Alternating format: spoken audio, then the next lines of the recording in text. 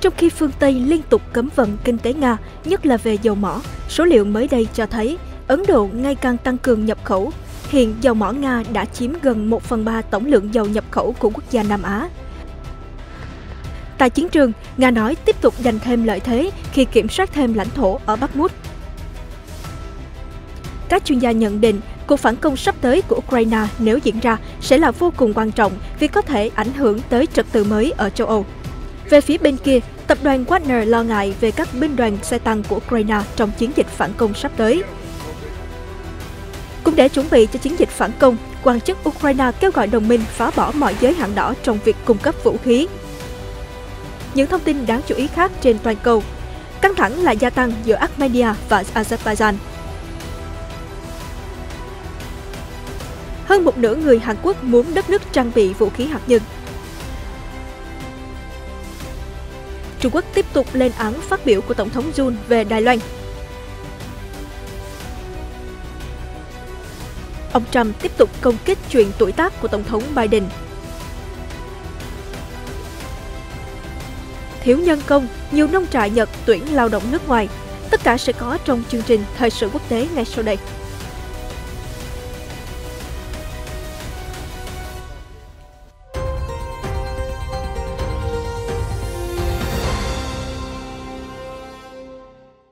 Chào mừng quý vị và các bạn đang đến với chương trình Thời sự quốc tế ngày hôm nay. Và sau đây là những thông tin chi tiết. Theo một số dữ liệu hàng hải, sự phụ thuộc của Ấn Độ vào dầu mỏ của Nga đã tăng lên, chiếm 30% tổng lượng dầu nhập khẩu của nước này trong tháng 3. Ấn Độ trước đây hầu như chỉ phụ thuộc vào Trung Đông để cung cấp, đã nhập khẩu hơn 6 triệu tấn dầu của Nga vào tháng 3 vừa qua. Các biện pháp trừng phạt của phương Tây xuất phát từ việc Moscow tấn công Ukraine đã khiến dầu mỏ từ Nga trở nên tương đối rẻ, dẫn đến sự thay đổi trong hoạt động mua sắm của Ấn Độ. Nikkei đã phân tích dữ liệu vận chuyển hàng hải của công ty Refinitiv tính đến ngày 14 tháng 4 đối với dầu thô, dầu nhiên liệu và các sản phẩm dầu mỏ tinh chế. Số liệu phản ánh khối lượng vận chuyển từ các cảng của Nga đi khắp thế giới trong tháng 3. Phụ thuộc 30% vào dầu mỏ Nga đánh dấu mức cao mới đối với Ấn Độ kể từ cuộc xung đột bùng phát. Tỷ lệ này dự kiến sẽ tăng thêm lên khoảng 40% hoặc 50% trong tháng 4. Vào tháng 1 năm 2022, Nga chiếm dưới 2% lượng nhập khẩu dầu của Ấn Độ. Trung Quốc đã nhập khẩu hơn 4,7 triệu tấn dầu của Nga trong tháng 3, chỉ đứng sau Ấn Độ. Sự phụ thuộc của Trung Quốc vào Nga lên tới 10%. Dầu thô Uran chuẩn của Nga hiện đang dao động trong khoảng 62 đô la Mỹ trên một thùng, thấp hơn 20% đến 30% so với dầu Brent biển Bắc chuẩn quốc tế. Tháng 12 năm 2022, nhóm 7 nền kinh tế lớn G7 và Liên minh châu Âu đã đặt mức trần 60 đô la Mỹ trên một thùng đối với giá giao dịch dầu thô của Nga. Nếu dầu được mua với giá vượt quá mức trần này, lệnh trừng phạt sẽ hạn chế các chính sách bảo hiểm cần thiết cho vận tải biển. Hơn 90% bảo hiểm như vậy được cung cấp bởi các công ty châu Âu. Với số lượng người mua dầu thô giảm, Nga buộc phải giảm giá cho Ấn Độ, Trung Quốc và các nước khác không tham gia lệnh trừng phạt. Theo một báo cáo của Cơ quan Năng lượng Quốc tế IEA, vào đầu tháng 4, xuất khẩu dầu thô và các sản phẩm dầu mỏ của Nga đã trở lại mức trước khi xảy ra chiến tranh. Ấn Độ và Trung Quốc đang bù đắp cho sự sụt giảm nhập khẩu của châu Âu. Theo một số nguồn tin, xuất khẩu dầu trong tháng 3 của Nga đạt tổng cộng khoảng 24,2 triệu tấn, cao nhất kể từ khi chiến tranh nổ ra. Đối với Ấn Độ, quốc gia đang chịu áp lực đối phó với lạm phát cao, việc mua dầu với giá chiết khấu sẽ có nhiều lợi thế. Theo IEA, dầu mỏ chiếm 25% mức tiêu thụ năng lượng của Ấn Độ vào năm 2020, chỉ đứng sau than đá ở mức 44%.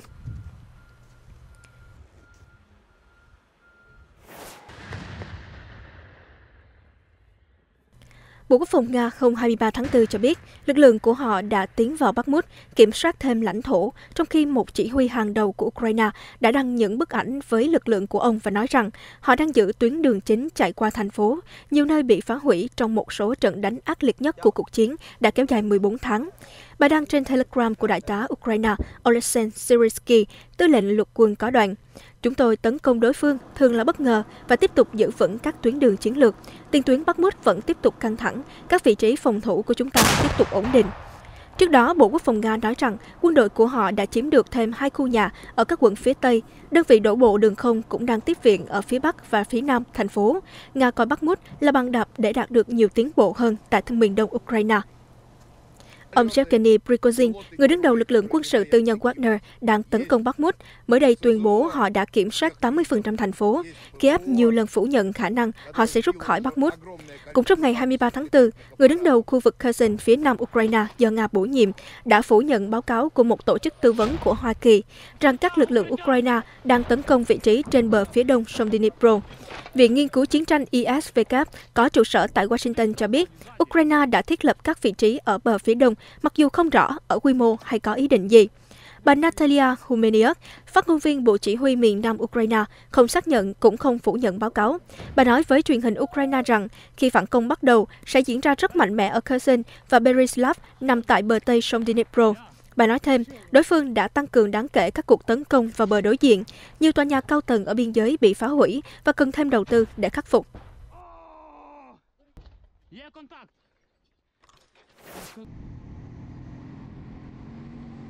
Hàng chục nghìn binh sĩ Ukraine được cho là đã sẵn sàng để phản công, không rõ khi nào và ở đâu, nhưng Ukraine sẽ sớm phát động cuộc phản công được lên kế hoạch từ trước. Theo một số chuyên gia, cục diện của Ukraine và trật tự châu Âu có thể bị phụ thuộc vào những gì xảy ra trong vài tuần tới. Nhiều ý kiến cho rằng Ukraine chưa bao giờ có cơ hội tốt hơn thế này. Quân đội Nga đang suy yếu, họ bị cuốn vào khu vực chết chóc là Bakhmut suốt 2 tháng qua. Ukraine đã nhận được rất nhiều vũ khí đạt tiêu chuẩn NATO như xe tăng, hệ thống tên lửa chính xác, pháo binh và hàng triệu viên đạn. Máy bay chiến đấu như MiG-29 đã được một số quốc gia gửi tới như Ba Lan và Slovakia. Mỹ và các cường quốc châu Âu vẫn đang do dự, nhưng họ đã làm đối với việc cung cấp xe tăng. Ngoài trừ Bakhmut, chiến trường ở miền Nam như Kherson khá yên tĩnh trong 5 tháng qua. Đây là một tin xấu cho Ukraine vì đã quá lâu đường ranh giới hiện tại có thể trở thành biên giới chính thức. Nga được cho là đã đào các công trình phòng thủ dọc theo hầu hết chiến tuyến. Nếu tấn công, Ukraine phải có quân đông hơn quân phòng thủ. Ngay cả khi chọc thủng được một điểm phòng thủ của Nga, họ cũng cần phải khai thác những điểm đột phá đó một cách cẩn thận, nếu không sẽ có nguy cơ quân đội của mình bị bao vây. Có ý kiến cho rằng nếu Ukraine và phương Tây không phản công ngay bây giờ, càng để lâu các công trình phòng thủ của Nga càng chắc chắn, càng khó công phá hơn. Tổng thống Putin muốn kéo dài cuộc chiến đủ lâu, sự ủng hộ của phương Tây dành cho Ukraine bắt đầu giảm.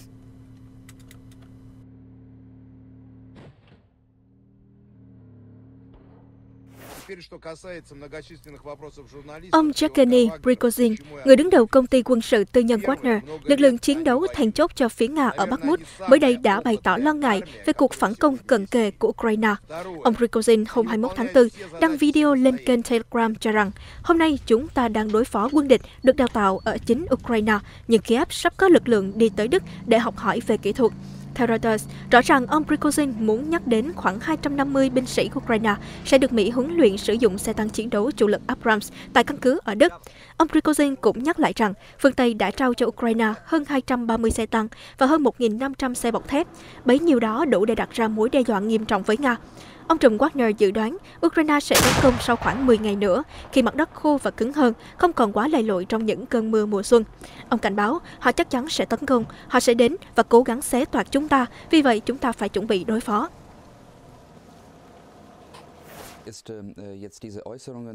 Một quan chức cấp cao Ukraine kêu gọi các nước đồng minh phá bỏ giới hạn, vượt qua làn ranh đỏ để cung cấp vũ khí mạnh hơn cho Kiev, Sputnik News vừa đưa tin. Thứ trưởng Ngoại giao Ukraine Andriy Melnik hôm 22 tháng 4 nói rằng Kiev cần tăng gấp 10 lần hỗ trợ quân sự từ các đồng minh, do đó kêu gọi các đối tác quốc tế vượt qua mọi làn ranh đỏ trong vấn đề cung cấp vũ khí. Ông Melnik viết trên Twitter, chúng tôi rất biết ơn sự giúp đỡ quân sự của các đồng minh, nhưng điều đó chưa đủ. Ukraine cần gấp 10 lần viện trợ quân sự để chấm dứt cuộc chiến trong năm nay. Vì vậy, chúng tôi kêu gọi các đối tác vượt qua mọi làn ranh đỏ, vốn chỉ được vẽ nên trong trí tưởng tượng. Ông cũng kêu gọi các đồng minh phân bổ 1% GDP cho việc cung cấp vũ khí đến Ukraine. Theo Sputnik, các nước phương Tây đã cung cấp cho Kiev nhiều loại hệ thống vũ khí khác nhau, bao gồm tên lửa phòng không, hệ thống pháo phản lực đa nòng, xe tăng, pháo tự hành và súng phòng không kể từ khi Nga tiến hành chiến dịch quân sự ở Ukraine hơn một năm trước. Điện Kremlin đã nhiều lần cảnh báo việc tiếp tục chuyển giao vũ khí cho Kiev sẽ khiến xung đột kéo dài. Gần đây, Mỹ thông báo đã gửi hệ thống phòng không Patriot, đồng thời đẩy nhanh huấn luyện và chuyển giao xe tăng chiến đấu chủ lực Abrams cho Ukraine. Dù vậy, Lầu Năm Góc vẫn từ chối hỗ trợ tên lửa tầm xa ATACMS hay tiêm kích F-16, những khí tài mà Kiev khao khát sở hữu.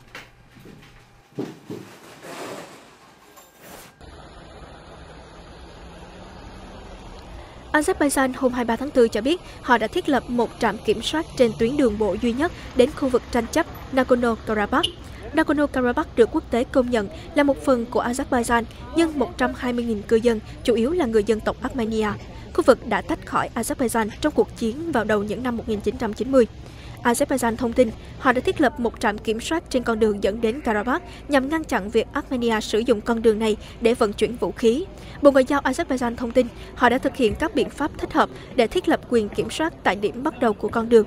Armenia cho biết trạm kiểm soát tại cầu Hakkari trong hành lang Lachin là hành vi vi phạm trắng trợn thỏa thuận ngừng bắn năm 2020. Họ kêu gọi Nga thực hiện thỏa thuận và gây áp lực lên Azerbaijan cùng thực hiện, vốn quy định hành lang Lachin, con đường duy nhất xuyên qua Azerbaijan, nối Armenia với Nagorno-Karabakh, phải nằm dưới sự kiểm soát của lực lượng gìn giữ hòa bình Nga. Chính phủ Hoa Kỳ cho biết họ quan ngại sâu sắc về việc Azerbaijan thiết lập trạm kiểm soát trên tuyến đường bộ duy nhất đến khu vực tranh chấp Nagorno-Karabakh, cho rằng điều đó làm suy yếu các nỗ lực hướng tới hòa bình trong khu vực. Bộ Ngoại giao Hoa Kỳ cũng gợi ý nên có sự di chuyển tự do và cởi mở, đồng thời kêu gọi cả hai nối lại các cuộc đàm phán hòa bình. Hình ảnh đăng tải trên mạng xã hội cho thấy một bên cầu bị phong tỏa bởi xe cộ và binh lính. Bộ Quốc phòng Armenia thông báo một người lính tên Artyom Bogosyan đã thiệt mạng vào khoảng 7 giờ 50 phút ngày 13 tháng 4 khi lực lượng Azerbaijan nổ súng vào một vị trí của quân đội nước họ ở Sok, một ngôi làng của Armenia ở phía đông hồ Sevan. Azerbaijan phủ nhận việc nổ súng gây thương vong này.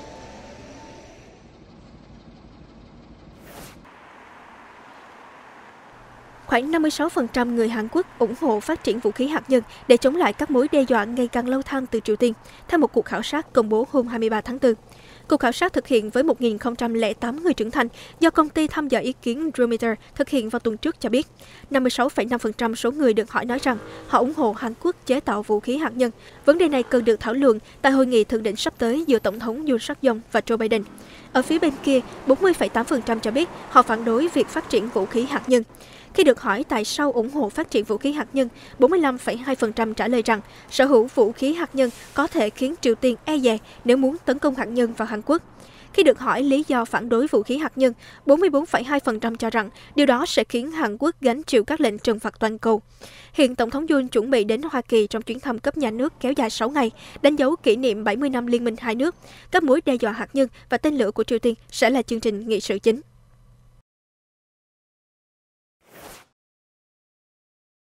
Trung Quốc tiếp tục công kích những nhận xét của Tổng thống Hàn Quốc Yoon suk yeol về vấn đề Đài Loan, khiến gia tăng căng thẳng giữa hai nước, đặc biệt là trước thềm hội nghị thượng đỉnh Hàn Quốc-Mỹ, nơi các lãnh đạo sẽ thảo luận về vai trò của liên minh trong việc duy trì hòa bình và ổn định ở Ấn Độ Dương-Thái Bình Dương. Bộ Ngoại giao Trung Quốc hôm 23 tháng 4 đã tiết lộ rằng Thứ trưởng Tôn Vệ Đông đã gửi công hàm phản đối chính thức về phát biểu của Tổng thống Yoon trong cuộc gặp với đại sứ Hàn Quốc tại Trung Quốc, Chung Jae-ho.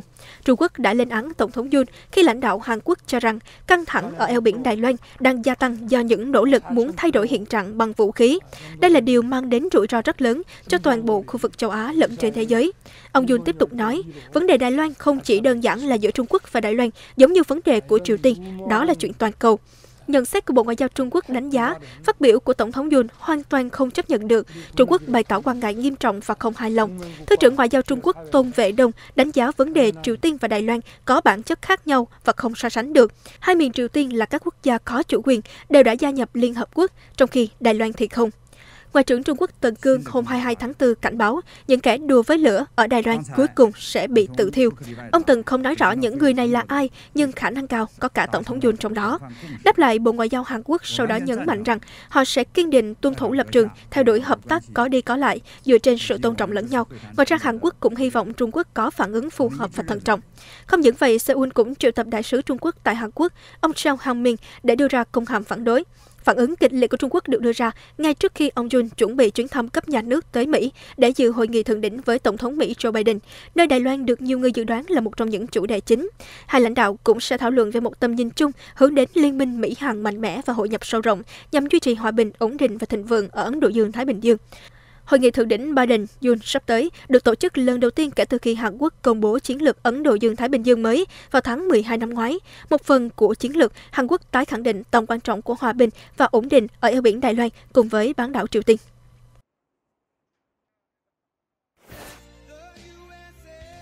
Trong bài phát biểu vận động ở Fort Myers, bang Florida hôm 21 tháng 4, ông Donald Trump cho rằng đương kim Tổng thống Joe Biden lẩm cẩm. Ông Trump nói với người ủng hộ, Khi lắng nghe các bài phát biểu từ vị Tổng thống hiện giờ của chúng ta, mọi người có thể thấy ông ấy chẳng biết bản thân đang làm gì. Ở cương vị Tổng thống, đôi khi bạn phải cứng rắn và đôi khi phải mềm dẻo, nhưng ông ấy làm rối tung lên. Ông ấy lên cân khi đáng lẽ cần sự khéo léo, và ông ấy tỏ ra yếu đuối khi cần phải thể hiện đanh thép. Ông ấy lẩm cẩm thật rồi, ông ấy bước xuống sân khấu thay vì bước lên, rồi nhiều lúc lại tự hỏi, tôi đang ở đâu thế này? Nhà Trắng không có phản ứng về phát biểu này của cựu Tổng thống Trump. Vào đầu năm nay, các bác sĩ Nhà Trắng cho biết Tổng thống Joe Biden, 81 tuổi, có sức khỏe tốt và minh mẫn để hoàn thành công việc lãnh đạo. Hiện giờ, những nhà chiến lược đảng Cộng hòa nhận thấy ông Trump đang nhận được ủng hộ rất lớn, có thể đại diện đảng tranh ghế vào Nhà Trắng năm 2024.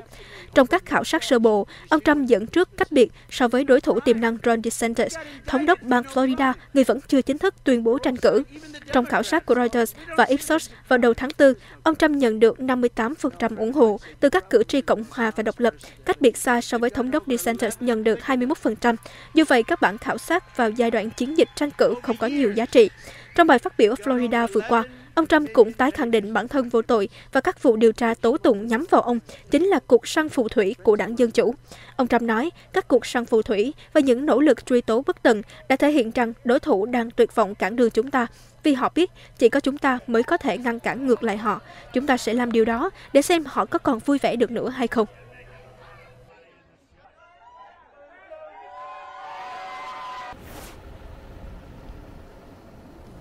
Các nông trại trên khắp Nhật Bản đang ngày càng chuyển sang sử dụng lao động từ Đông Nam Á và các quốc gia khác để bổ sung trong những vụ mùa bận rộn. Lý do là dân số ở nông thôn ngày càng giảm, lực lượng lao động địa phương già đi gây ra tình trạng thiếu hụt. Đón đầu xu hướng này, công ty Persol Holdings, một trong những đơn vị cung cấp nhân sự tạm thời lớn nhất của Nhật Bản, vào tháng 3 đã ra mắt dịch vụ đưa lao động nước ngoài đến các trang trại làm việc. Persol tuyển dụng công dân từ Indonesia và các nước Đông Nam Á khác, ưu tiên những người có kinh nghiệm làm nông nghiệp. Họ đến Nhật Bản theo thị thực công nhân có kỹ năng. Persol mang đến cho họ cơ hội nâng cao tay nghề tại nhiều trang trại khác nhau trên khắp Nhật Bản. Điều đó có nghĩa là nông dân Nhật Bản có thể giảm chi phí bằng cách chỉ tuyển nhân công vào những thời điểm cần thiết. Công ty lao động sẽ điều công nhân từ nơi này sang nơi khác vì thời gian thu hoạch thường khác nhau giữa các vùng. Ví dụ, bắp cải được thu hoạch ở tỉnh Gunma và Nagano từ tháng 6 đến tháng 10, nhưng các tỉnh Chiba và Aichi thu hoạch từ tháng 11 đến tháng 5. Ông Morioro Tada, giám đốc điều hành Persol cho biết, sẽ rất khó để đất nước chúng ta có đủ lao động làm nông nghiệp khi dân số địa phương tiếp tục giảm. Chúng ta cần thực hiện một cách tiếp cận hoàn toàn mới để duy trì nền nông nghiệp thiết yếu cho cuộc sống. Vào tháng 11 năm 2022, Persol đã mua lại một doanh nghiệp phái cử lao động nước ngoài từ công ty nhân sự nông nghiệp Sarakri có trụ sở tại Tokyo. Công ty có kế hoạch thu hút khách hàng mới bằng cách tận dụng mạng lưới quan hệ của Sarakri với nông dân trên khắp đất nước, cũng như hợp tác với chính quyền địa phương. Persol đặt mục tiêu, dịch vụ mới của mình sẽ tạo ra doanh thu 1,3 tỷ yên, tương đương 9,7 triệu đô la Mỹ vào năm tài chính kết thúc vào tháng 3 năm 2026, khi gửi khoảng 550 công nhân đến các trang trại mỗi tháng.